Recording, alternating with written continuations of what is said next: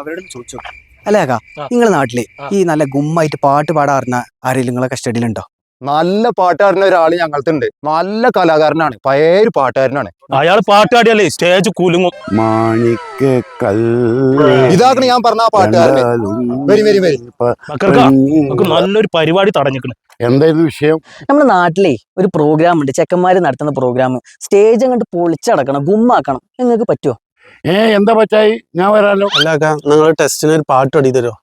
അതിനെന്താ, ഞാൻ പാടാലോ. ഇങ്ങോട്ടിരിക്കും. അതിന്റെ മുമ്പ് എനിക്ക് നിങ്ങളൊരു കാര്യം പറയാണ്ട്. ഞാൻ 3 മണിക്കൂറിൽ കൂടുതൽ പാടൂല കേട്ടോ. ഒന്ന്. രണ്ടാമത് സ്റ്റേജിക്ക് ചിലപ്പോ 100-500 ആളൊക്കെ കയറി വരും. അപ്പൊ സ്റ്റേജ് നല്ല ഉറപ്പുമാണ്. സൗണ്ടിന് പ്രശ്നമുണ്ട്. അത് കേരളത്തിൽ വരുമ്പോ ശരിയായിക്കോളും. എന്നാ പിടിച്ചോളിട്ടോ.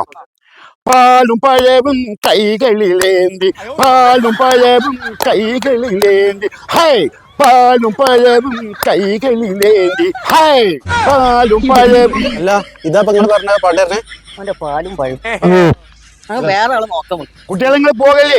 ആ പാട്ട് പറ്റിയില്ലെങ്കിൽ വേറെ എത്ര പാട്ടിന്റെ അടുത്ത് ഒന്ന് വിളിച്ചിങ്ങളോലെ. എടാ, ഞാൻ ആ പാട്ടിലേക്ക് വേറെ അടിപൊളി പാട്ടുണ്ട്. പുതിയ മുഖം, എന്റെ പുതിയ മുഖം. ആ പാട്ട് പാടാ.